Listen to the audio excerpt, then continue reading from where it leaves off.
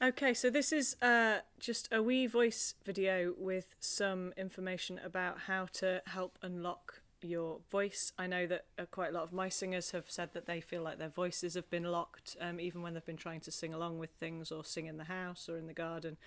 And my voice has been feeling locked too. I've been doing singing videos for various of my groups, and I've managed to do those, but I've not done a lot of singing beyond that, and I think a lot of us are experiencing that just now. So I wanted to give a few ideas to help with that. So our voices are feeling locked for a reason, and I think that's important to start with. Our bodies have really clever mechanisms to help us manage trauma, to help us manage shock, and that's what we're globally experiencing now, and it feels important to say that we're not experiencing that in the same way. Some people in the world and in our own society are hugely disproportionately impacted by that, but that doesn't mean that those of us that are in the privileged position of having a safe place to stay, feeling safe with the people that we're with, that there isn't an impact to that restriction on movement. And our voice is our body. The instrument of our voice is our body. So we're going to start there, just to acknowledge that. If things are feeling stressful, what do? We all know that's what we do. My voice, when I feel locked in my voice, I feel it here. I feel that lump in my throat when I need to cry. And that's part of what it is. So my first piece of advice is let yourself cry.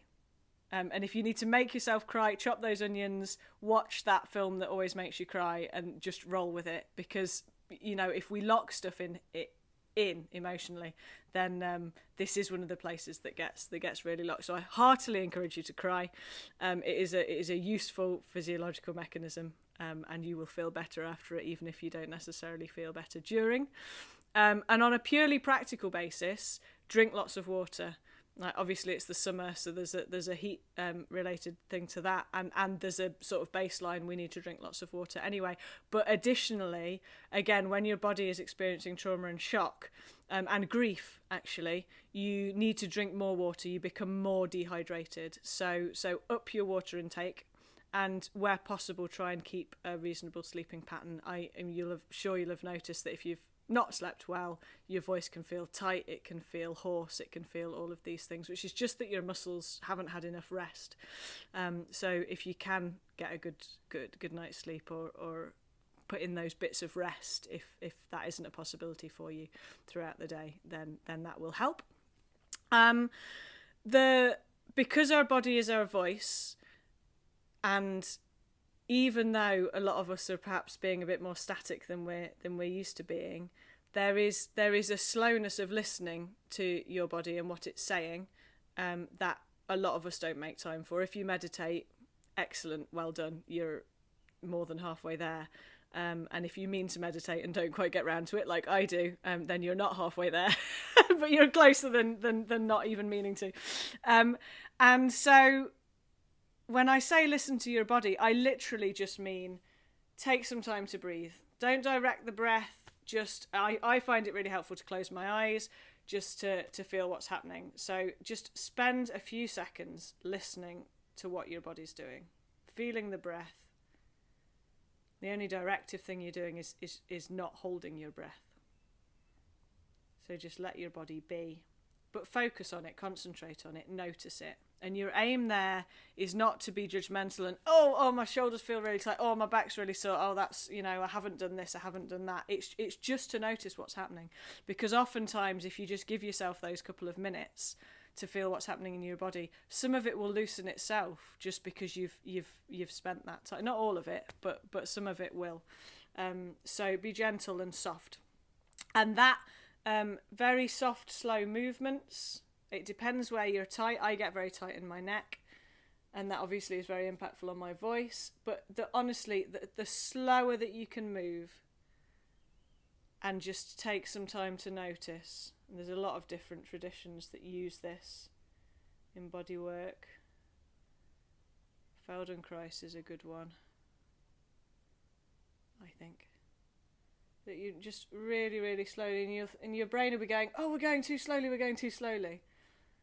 but it's that act of slowing down and slowly moving and softening, so that you're not stretching, you're not going to the ends of motion, but that you're almost, I always think of it like oiling my joints a little bit, and also softening, letting softness in. So if for you it's your shoulders, again, you want to just do the movements that you know work for you, but really, really, really slow them down and just try and notice and expand any soft bits. And that, that goes for all of it. If you're getting your arms, then you're doing nice, slow wrist movements perhaps, or even just this movement.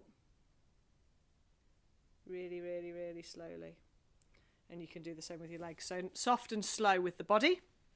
And then there's the bit about grounding. So when there's a lot going on in our heads, as there is at the moment, we're perhaps trying not to watch too much of what's happening, but get enough information that we can act responsibly and do our jobs and support our friends and family and communities, that our heads are very busy. And that brings us right out of our bodies again. So doing a bit of belly breathing, however that's comfortable for you, you can do that sitting. I find it easier lying down, because it's easier to just let gravity rest your hands on your tummy. And you can do that in bed before you go to sleep, or in the morning. It's just rest your hands on your tummy. You can do it sitting obviously as well, but your shoulders are doing a little bit more work there. Rest your hands on your belly and just relax and let the breath go to your belly first rather than up here. And if you find that difficult, the best mechanism to find belly breathing, I think, is to breathe out first. So breathe out, out, out, out, out. Squeeze the breath out, squeeze the breath out, squeeze the breath out. And when you think you've squeezed it all out, just let your belly relax and splat. And, your body will breathe itself.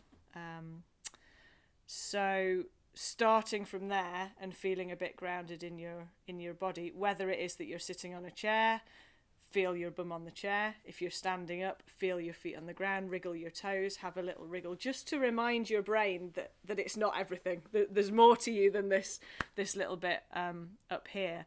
And I think objects can be really helpful for that as well. You can use objects to bring yourself, what have I got in reach? I've got a candle. I use a lot of stones to help ground me, because I'm really tactile, but just having a small object that's nearby or that can sit in your pocket that you can just helps you, remind you to come back into your body. That can be really helpful. The physiologically for this localized bit, your vocal folds, they just do this. It's two flaps of skin essentially, and the air comes up between them, and they're attached to all of this bit, obviously either side. So any tightness in here will impact on there. The most useful thing is to use a straw and a bottle of water, and I've got a whole video on this, and there's other videos on the internet as well. It's called SOVT, semi-occluded vocal tract, SOVT exercises, and they will just help to rebalance your vocal folds. So I'll put a link down to the fuller exercise in that if you want to do that more fully, but the gist of it is that you put your straw into water. You can maybe see that this isn't all the way full, and first of all you blow bubbles,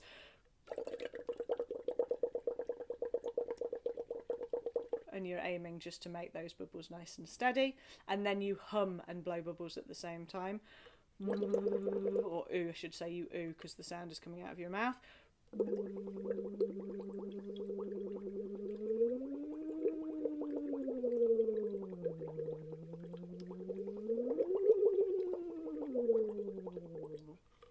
Okay, and you can do tunes like that, and it's very, very gentle, low impact on this bit of your vocal system, and it will help then when you've stopped doing your straws. If you just do that for maybe 5 minutes and then you sing the song, you'll discover that it feels softer, easier, and more possible.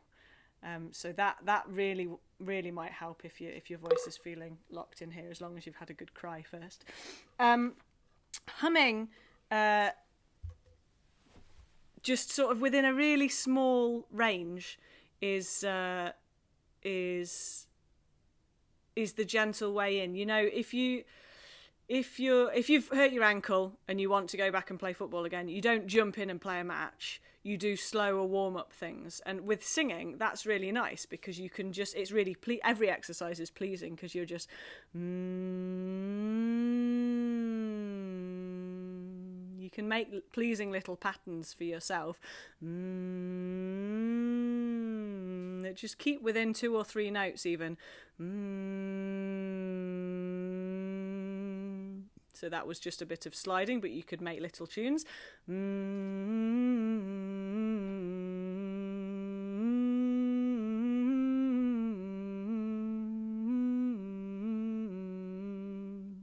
And again, it's a slightly protected sound when you're humming, so it protects this bit a little bit, but also with the humming, you really start to feel some of the resonance in here and probably in your chest, so you can slowly open up some of those vibrations. So I would recommend that. And it, you know, don't start off thinking, right, I'm going to go for some Joni, some Freddie Mercury, some, you know, opera. Start off with something that's really got a much smaller range, and if there's a song that you're singing along to, sing along to the bits that feel comfortable and just enjoy the rest. And you know, don't think, oh, because I can't sing all of it, I can't sing or my voice is locked. Think, oh, I'm singing this bit and maybe tomorrow I could add that bit or that bit. And you know, it's that gradual retuning, reconditioning of your voice, and slowly opening up and expanding. So the other place to sing, or the best place to sing really, is in the shower because it's really echoey, but also it's really hot and steamy, so it's very, very good for your voice, and it'll help to open things up a little bit. If you've got all the old hay fevery stuff, you could always put a drop or 2 of Bulbasaur or eucalyptus to zuzz everything, but it's just great to sing in the shower. I couldn't more highly recommend it. And yeah, that's the place to start expanding that range. If you've got a non-vocal instrument, and you can make a bit of harmony, I've got a guitar here, then say if I just went, and I can sing along with that, dum dum dum dum dum, and that sort of feels okay. But if I can sing some other notes that are different, that will harmonise with it, then I've got something to push against. I've got some sort of harmonic resistance. Dum dum dum dum dum dum. And I think that really helps when you've got some harmony. It really helps to relax and open up and make the vibrations softer and freer in your body.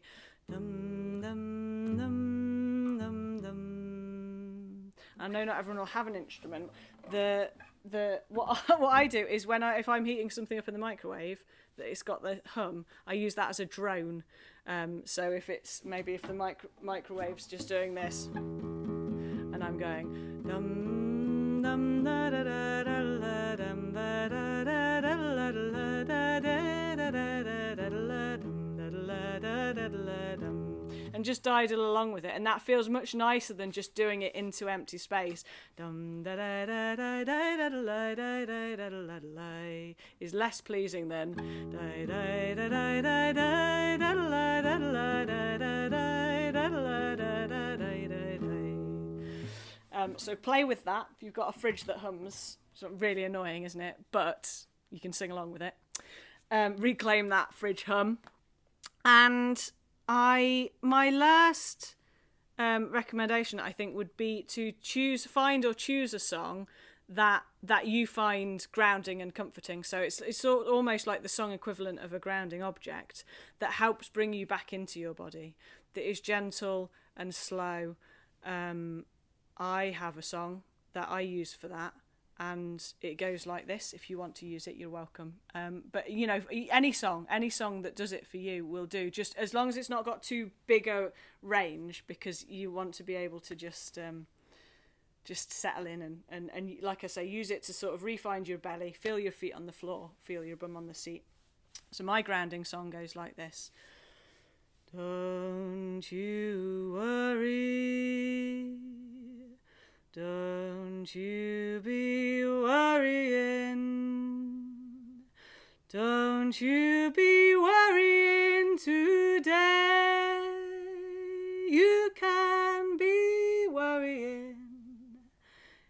every other day.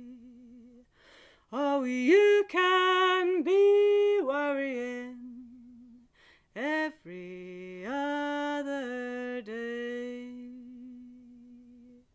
And that might have too big a range for you when your voice is feeling sore or locked, and that, you know, there are days when it's too much for me and I can just go, don't you worry, don't you be worrying. And that's just enough to sort of help settle me in and let my shoulders relax and and start freeing up this bit. So I hope there's some helpful ideas there. I'll write a list of them beneath the video so you can have a reminder of what might help. But have a play and find what works for you.